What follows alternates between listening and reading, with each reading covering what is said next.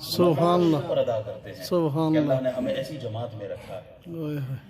اب آپ جمعے کا دن جو ہے یہ ایک سیکھنے کا ٹائم ہوتا ہے، 10-15 منٹ کا، 20 منٹ کا، 25 منٹ کا ٹائم ہوتا ہے۔ جو احباب ٹائم نکال کر مسجدوں کی طرف آتے ہیں سیکھنے کے لیے، ثواب تو اپنی جگہ پر ہے، لیکن اپنے نفس کو بھی، اپنے دل کی اصلاح بھی کرتے ہیں، نفس کو بھی، اس کا بھی تزکیہ کرتے ہیں۔ آج ہم کیا سیکھیں گے اس مجلس سے؟ 20-25 منٹ رہ گئے ہیں، 20 منٹ جو مجھے ٹائم دیا گیا ہے۔ آج کے جمعے کا جو موضوع ہے وہ کیا ہے؟ وہ ہے 11ویں شریف۔ سبحان اللہ۔ کیا ہے؟ 11ویں شریف 11ویں شریف ہے۔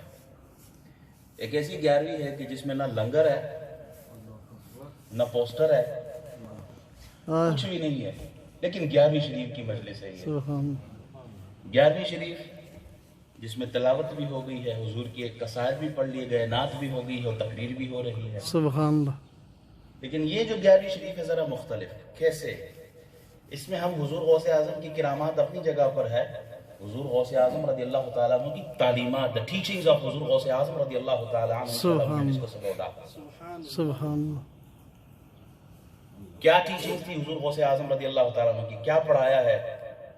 ہماری مجلسوں میں انفارچونیٹلی، بہت معذرت کے ساتھ، یہ آپ نہیں، ہم اپنے آپ سے بھی گلہ کرتے ہیں کیونکہ ہمارا طبقہ جو ہے وہ ذرا مختلف انداز میں بیان کرتا ہے۔ ہماری مجلسوں میں نعرے بھی ہیں، ہماری مجلسوں میں کرامات بھی ہے، تعلیمات بھی ہیں۔ جب نکلتے ہیں پوچھتے ہیں کہ what have you learned from today's gathering? Oh, don't know exactly, but mashallah نعرے سے ہی بجنے سمجھ کیا چیز کیا ہے یہ نہیں پتا۔ کرامات ڈوبتی ہوئی کشتی ہم نے نکال دی ہے، ویری گڈ، حضور غوث اعظم کی کرامات ہے۔ حضور غوث اعظم نے فلانے کو کلمہ پڑھا دیا، فلانے کو یہ کر، very good, but what have you learned؟ یہ نہیں پتا۔ آج کی مجلس میں جتنا بھی ہو سکا مجھ سے انشاءاللہ حضور غوث اعظم رضی اللہ تعالیٰ عنہ کی تعلیمات کیا تھی، ٹیچنگز کیا تھی، اس پر تھوڑا سا کلام کروں گا، سبحان اور یہ اللہ۔ سیکھ کے یہاں سے ہم جائیں گے آج۔ سبحان اللہ مجھے بھی اللہ۔ عمل کی توفیق دے اور آپ کو بھی عمل کی توفیق دے۔ آمین شاہ آمین۔ عبدالحق محدث دہلوی رحمۃ اللہ علیہ فرماتے ہیں حضور غوث اعظم کی عمر کتنی ہے؟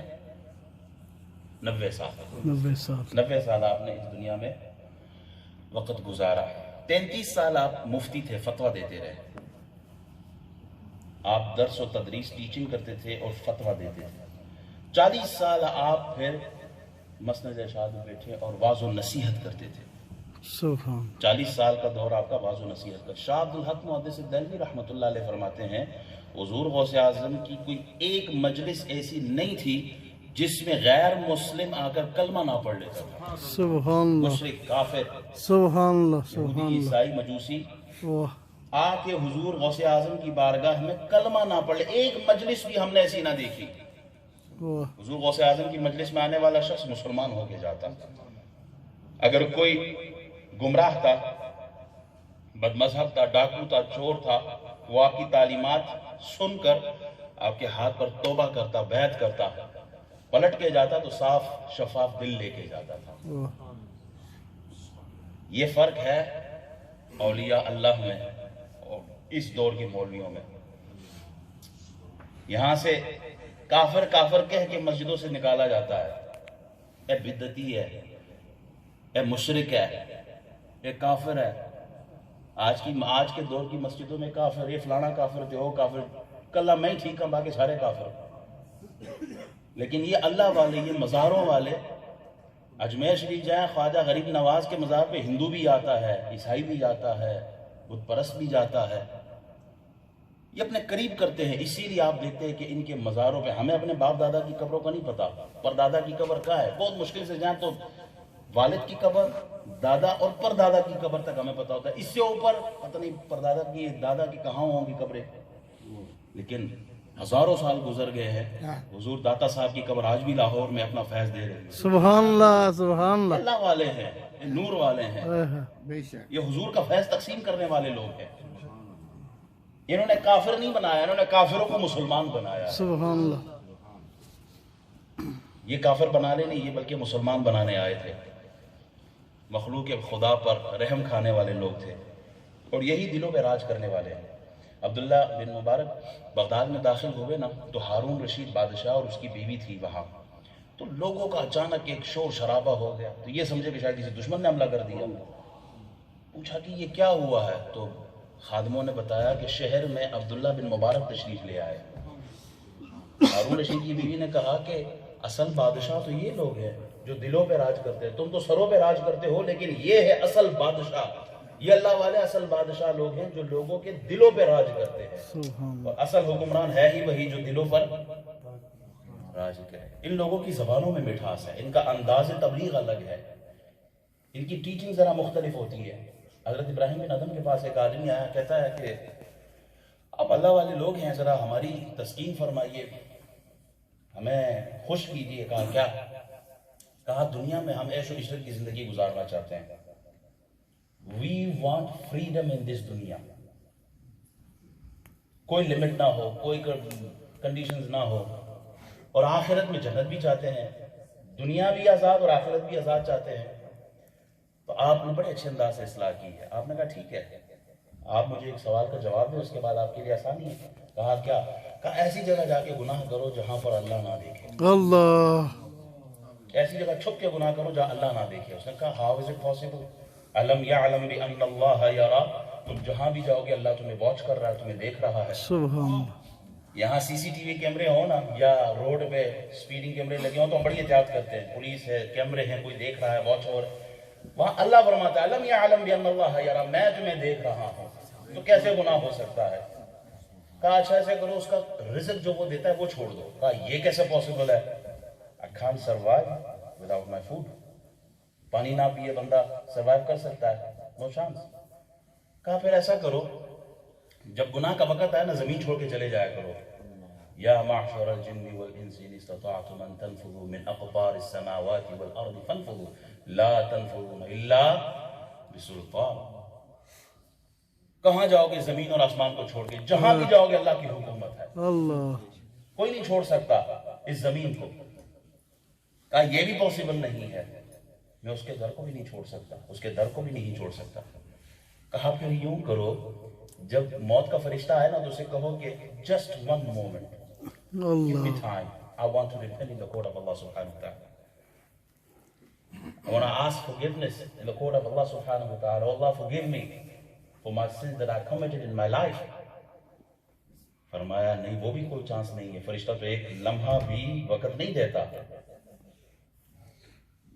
غلاب شداد لا یعصون اللہ ما امرهم ویفعلون ما یؤمرون، فرشتے کو جو حکم ہوا وہ پورا کرتا ہے۔ کہا یہ بھی پاسبل نہیں ہے، حیران پریشان۔ کہا جب منکر نکیر قبر میں آئے تو ان کو کہو کہ باہر نکلو میری قبر سے۔ کہا یہ بھی پاسبل نہیں ہے۔ کہا جب جہنم میں لے جانے والے فرشتے آئے اور وہ کہے کہ جہنم چلو تو تم منع کر دو۔ کہا یہ بھی پاسبل نہیں ہے۔ کہا جب یہ ساری باتیں تمہارے حضور پاسبل نہیں ہے تو پھر ایک کام کرو، وہ یہ کہ اللہ کے حضور تابع دار رہو، فرما بردار رہو، اس کے لیے اس کے حضور کوئی گناہ نہ کرو، سبحان اللہ سبحان گناہ چھوڑ دو سارے۔ یہ انداز تبلیغ تھا ان اللہ والوں کا۔ کوئی فتویٰ ڈائریکٹ نہیں، کوئی کفر کا فتویٰ ڈائریکٹ صادر نہیں کیا ہے۔ یہ اللہ والے جو ہیں ان کی تعلیمات کیا ہے؟ حضور غوث اعظم فرماتے ہیں تواضع، انکساری، ڈاؤن ٹو ارتھ۔ ایروگنس، تکبر انسان کی تباہی ہے۔ حضور سید عالم صلی اللہ علیہ وسلم فرماتے ہیں میں قسم اٹھا کے کہتا ہوں، قسم کون اٹھا رہے ہیں؟ حضور سید عالم صلی اللہ علیہ وسلم۔ میں قسم اٹھا کے کہتا ہوں جو آدمی صدقہ دیتا ہے اس کا مال کم نہیں ہوتا۔ کیلکولیٹر کہتا ہے 20 - 10 = 10۔ حضور فرماتے ہیں نو دیٹس رانگ۔ میں قسم اٹھا کے کہتا ہوں جب تم صدقہ دیتے ہو اللہ تمہارے مال میں اضافہ کرتا ہے، وہ کم نہیں کرتا۔ جو اللہ کے راستے میں مال دیتا ہے حضور فرماتے ہیں میں قسم اٹھا کے کہتا ہوں کہ اس کا مال کم نہیں ہوگا۔ اوئے ہوئے دوسری بات آپ فرماتے ہیں میں قسم اٹھا کے کہتا ہوں آدمی بدلہ لینے پہ قادر ہو لیکن وہ بدلہ نہ لے، معاف کر دے، اللہ اس کی عزت اور بڑھا دے۔ سبحان اللہ سبحان اللہ If you forgive your enemy, Allah subhanahu wa ta'ala will increase, will honor you more۔ اللہ آپ کو اور بھی عزت دے گا جب آپ اپنے ظالم جابر دشمن کو معاف کر دیتے ہو۔ اور تیسری بات حضور سید عالم صلی اللہ علیہ وسلم ارشاد فرماتے ہیں جو آدمی جتنا ڈاؤن ٹو ارتھ ہوتا ہے اللہ اس کو اور بلند کر دیتا ہے۔ سبحان اللہ تو یہ اللہ والے کیا تعلیم دیتے ہیں؟ لڑائی جھگڑا فتنہ فساد نہیں، محبت، پیس، لو، برادرہڈ۔ اللہ والے کیا تعلیم دیتے ہیں؟ اللہ کے راستے میں مال دیا کرو، صدقات دیا کرو، خدمت کیا کرو غریبوں کی۔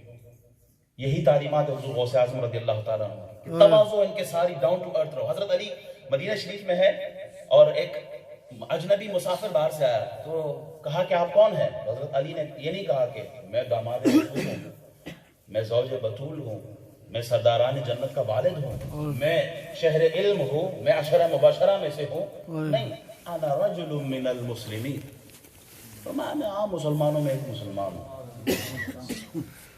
تعلیم یہ دی ہے کہ تکبر نہیں۔ شیطان کیوں غرق ہوا؟ تکبر کی وجہ سے۔ وہ کیوں برباد ہوا؟ تکبر کی وجہ سے۔ جس آدمی میں تکبر آ گیا وہ برباد ہو گیا۔ بائزید بستامی رحمۃ اللہ علیہ کے شہر میں کہا سالی ہوئی تو کسی نے کہا یہ کوئی گناہگار بہت زیادہ اس شہر میں ہے اس لیے یہ نحوست ہے، تو آپ چپ چاپ وہاں سے اٹھے، یہ ابدال کا مقام کیوں ملا تھا آپ کو؟ فرمایا آپ چپ چاپ وہاں سے اٹھے اور شہر سے نکل گئے اور روتے رہے، کہا اس پورے محلے میں سب سے بڑا گناہگار میں ہی ہوں۔ اللہ نے اس درجے سے اٹھا کہ انہیں ابدالیت کے مقام پر پہنچا دیا۔ تم خود کو عاجزی انکساری تو پیدا کرو اپنے اندر، عاجز بن کے دکھاؤ، اللہ مرتبے و بلند مقامات عطا فرمانے والا۔ وَتُعِزُّ مَن تَشَاءُ، یہ سب کو یاد ہونی چاہیے، وَتُعِزُّ مَن تَشَاءُ وَتُذِلُّ مَن تَشَاءُ بِيَدِكَ الْخَيْرُ إِنَّ اللَّهَ عَلَى كُلِّ شَيْءٍ